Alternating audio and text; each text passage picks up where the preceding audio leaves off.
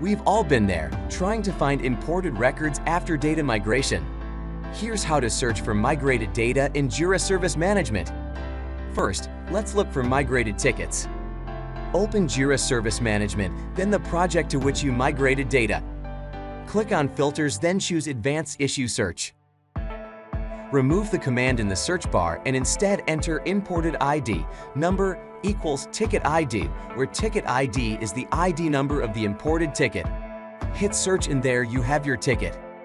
To search for multiple tickets at a time, use this command, Imported ID number in Ticket ID, Ticket ID. If you need to search for customers or organization, find. Open the project to which you migrated data. In the left sidebar, find Customers under Channel and People. Then search for the name or email of the customer or the name of the organization.